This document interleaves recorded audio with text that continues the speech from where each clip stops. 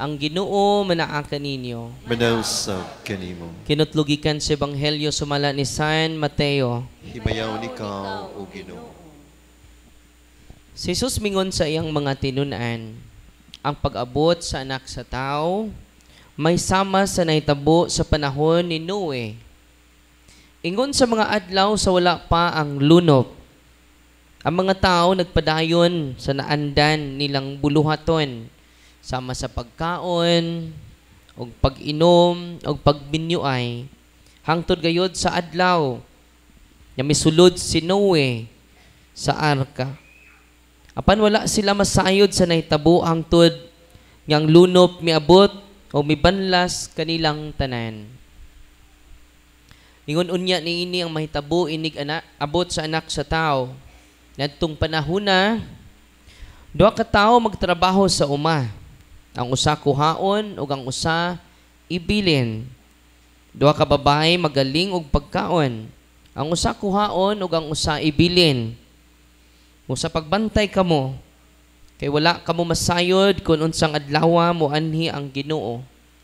Hinumdumi kini kung ang agalon sa panimalay na sayod pa sa takna nga iabot sa kawatan, magtukaw gayud siya ug dili motugot nga kawaton nga ang kawatan mulungkab sa balay.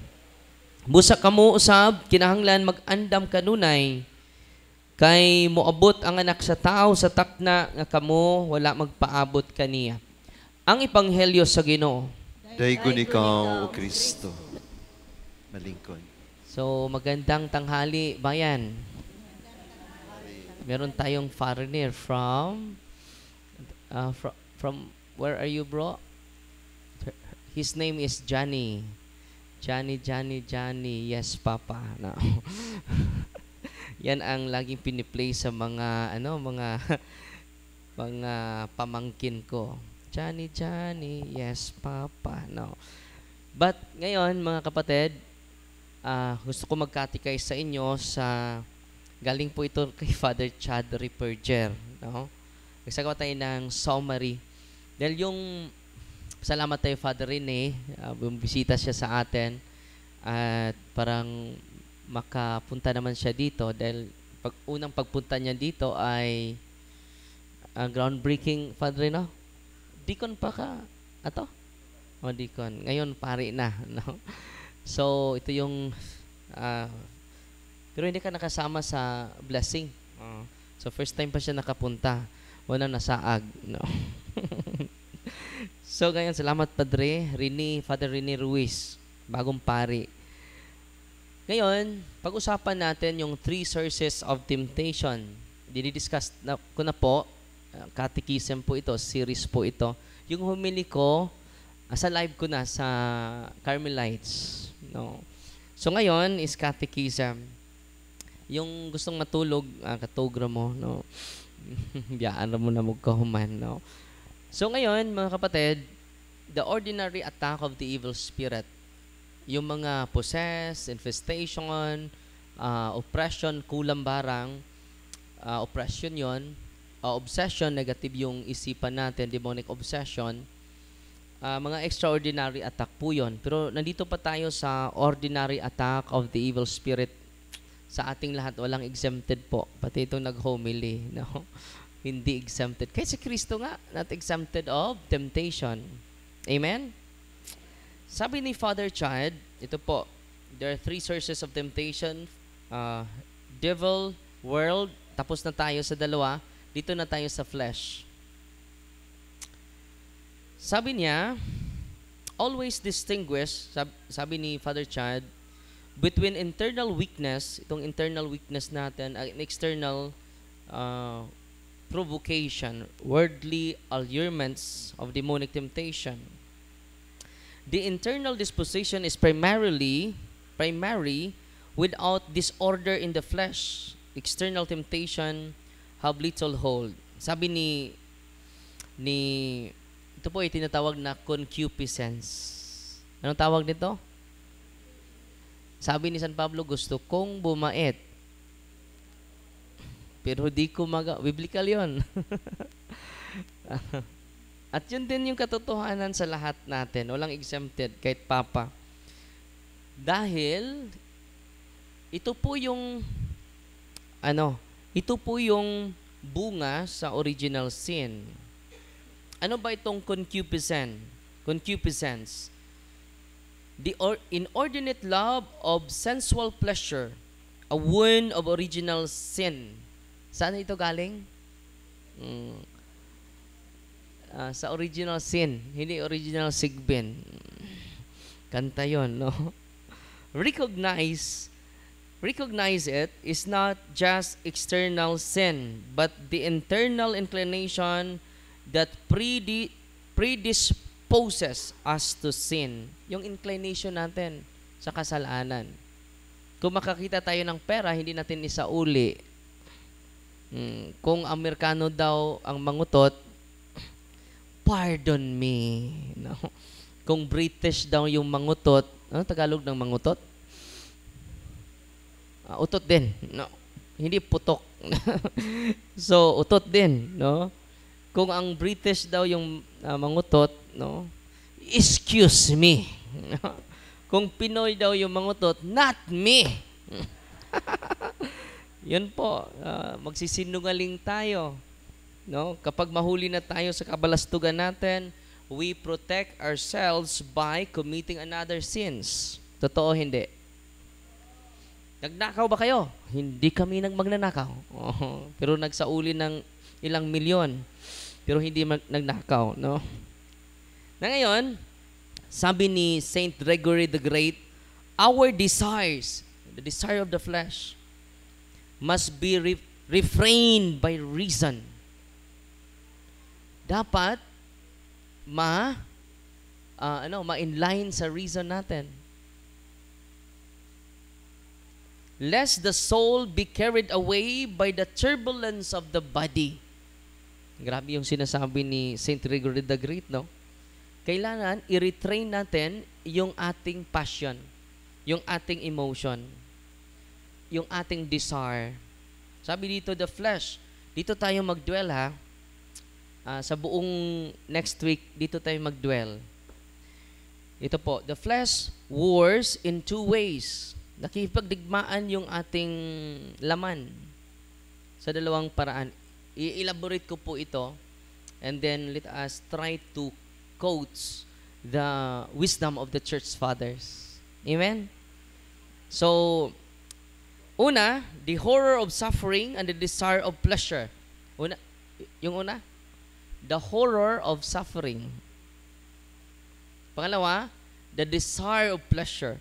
Dito muna tayo sa horror of suffering. Malit lang yung dinidiscuss ko kahapon. Sabi dito, the flesh horror of suffering blocks sanctification. Its love of pleasure threatens eternal salvation. Importante po ito. Dahil tayo ay hindi natin gusto na magsakripisyo. Totoo, hindi? Bakit hindi mag-healing agad? Bakit may katikisim pa? Nagmamadali ako. Yung pasyente ko kahapon from Palawan. No? Alam nyo, sabi ko sa kanila, bukas sa umaga, ma-entertain ko kayo, pero ang daming nag-react eh. Yung isa mag-react, hindi ko alam kailan matatapos. No? So nagtampo na yung pasyente sa akin. Sabi ni Father Darwin, umaaga ako ma-entertain. Pero tanghali na, hapon na. Magkakunin pa rin eh. Because ourselves, hindi natin gusto na magsakripisyo. But don't forget that Jesus is saving us through the way of the cross. Amen? The horror of suffering. Yan po ang gagamitin ng demonyo. Bakit? Sanay tayo sa instant coffee. Instant milk. Instant drive-thru. So, Hindi na tayo papasok sa Jollibee. Mag-drive-thru na tayo. Nagmadadali tayo eh. Totoo, hindi. Yung isang araw, nag-drive-thru si Father Darwin, no? Nagmamadali din. Dahil na-late na ako sa aking talk. Ngayon, the horror of suffering, ito yung kalaban natin. Natatakot tayo magsakripisyo. Ang nangyari mga kapatid, yung isang witness ko natatakot sa boat buying. Father, parang ako ang kalaban sa lahat. Sa baryo ko, Father. Ako yung masama. Paano ba ito, Father? Natatakot na ako. Yung pinafailan natin ang kaso ko, relax. Bakit? When emotion overpower the reason. Take note, ha? When our emotion overpower our reason. Relax lang. Ano bang nagawa mo na immoral? Bakit natatakot ka? Gumagawa ka ba ng illegal? Bakit natatakot ka? Because our emotion overpower our reason. Yan ang nangyari sa atin. Hindi na tayo makatulog because of the overthink. Totoo, hindi? The horror of suffering. Hindi na tayo gusto magsakripisyo. Sabi ko, ako nga. Ang daming pumupuntang politiko doon. Pinipetisyonan na si Father Darwin. Kasama na yung 20 ka mga kapitan. Petisyonan na ako sa Valencia. Uy. Umaatras ba ako? I love suffering. I love sacrifices because it is the only way of Jesus. Uy, during election, hindi kayo magsakripisyo. Totoo, hindi. Ang aming iboto, yung nagbigay sa amin ng pera. Totoo, hindi. Masama na yung tingin nyo sa akin, no? Bahala mo. Anong nangyari sa mundo natin ngayon? Hindi tayo nakinig sa simbahan, the wisdom of the church. Amen? Doon sa Valencia, ipabilanggo ko talaga yung namili ng boto. Pasensya na, ha? Dapat may sakripisyo na yung ginagawa ko. Monday, Tuesday, nandun ako sa fiscal. Father, papatayin ka niyan. Walang problema. Huwag kayong matakot mamatay. Ang katatakutan ninyo na hindi kayo mamatay. The horror of suffering. Yan ang problema natin. Totoo, hindi? Makarelate kayo? Hindi na namin gusto ng di na taga nakagubot. Oy, gusto lang chill-chill lang ta. Good vibes. Totoo, hindi.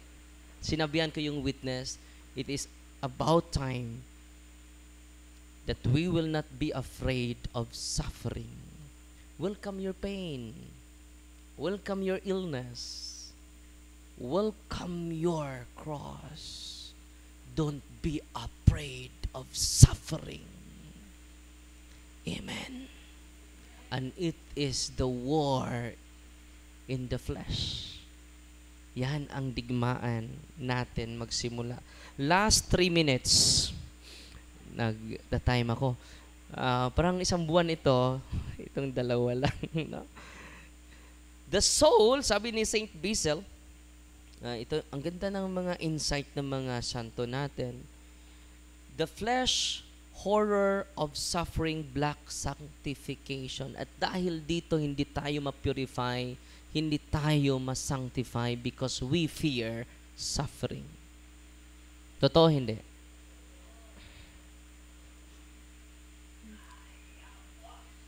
Nag-react na. Relax. Nag-react. Satan is real.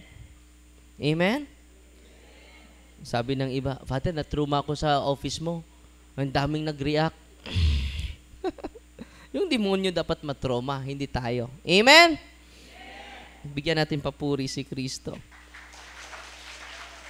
So it blocks our sanctification. It blocks our purification when we continue to horror the suffering. Amen? Kung sa pag-uwi mo, yung cross mo, yung asawa mo, pasanin mo. Pag-uwi na after homily ko, pinasan yung asawa niya. At sabi ng mga asawa na pinasan, ano ba ito, darling? Ito na ba yung bagong klaseng, anong type itong romance na ito? Ano? Isa romance ka dyan. Sabi ni Father Darwin, pasanin mo yung cross. Kaya pinasan kita. Ganon. Naintindihan ko yung ginagawa mo ngayon. Ibutang na ko. No? Bakit? Ikaw naman ang pasanin ko. Bakit? Ikaw yung cross ko. So magpanas-anay tan. The soul that avoids suffering will never attain salvation. Kung takbuhan mo yung problema mo, kung takbuhan mo yung pain mo, you will not attain salvation. Uy. But the flesh will threaten us not to experience pain. Mercy killing taron, dali. Ato nang injukan yung lubot, parang mga matay na mo. Mercy killing. Isang madre, sabi niya sa akin, pumunta ako sa, nag-attend ng, last 2 minutes na. Nag-attend ako ng conference sa mga exorcist. Father, may problema ako. Ano problema mo, sister? Yung iring ko, yung pusa ko, Father. Bakit? Anong nangyari? 50-50 na, Father. Nasaan na yung pusa mo? Nandun sa veterinarian. 50-50 na, Father. So, i-deliverance mo yung pusa mo, sister. Sa nabuang na ka, Father, hastang pusa, i-deliverance. Nasubraan na ka paria ka. Subukan mo lang, sister. So, pinumpuntahan niya yung hospital ng pusa, sa pusa niya. And then sabi ng doktor, sister, wala na tayong magawa sa pusa mo. Hindi na 50-50, 90/10 na. Malapit na siya mamatay, sister. Hindi na kumain, hindi na gumalaw.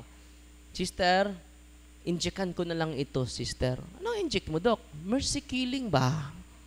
May mercy killing pala sa pusa. Sabi ng sister, wag. Hayaan mo yang mamatay. Dadalhin ko yan. Bago siya mamatay, mas mabuti, dito na lang sa akin, sa kumbento namin. Pagdating nila sa kumbento, ginawa niya yung sinabi ko, i-deliverance mo yung pusa mo. Anong nangyari, mga kapatid? After deliverance, mga kapatid, kumain yung pusa niya at na gumaling talaga. Literally, gumaling yung pusa niya.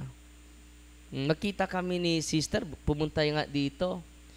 At sabi niya, Father, nang regards ni mo yung pusa. Gumaling, Father. Dahil ihaharas tayo ng demonyo sa ating mga properties, sa ating, nandito na naman. No? Relax lang kayo, ha? Satan is real, no? At bakit nag-react yan? Because of the Eucharist. Ang celebrate tayo at kasama natin si Kristo. Yung demonyo pala ay puno ng takot. Sino? Ang puno ng takot? Natatakot kayo? Totoo? Liwat mo sa demonyo, no? Activate your faith. Kanina, nag-exercise ako, last 1 minute. Kanina, nag-exercise ako. Ang dami niyang mga amulets, mga habak. No? For 6 years yung karamdaman niya. At alam nyo, anong nangyari? May 8 demonyo sa kanyang katawan. No? At ngayon, malaki na yung improvement sa pakiramdam niya. Bakit? Because of the sacrament. At mamaya, madagdagan pa yung sisigaw.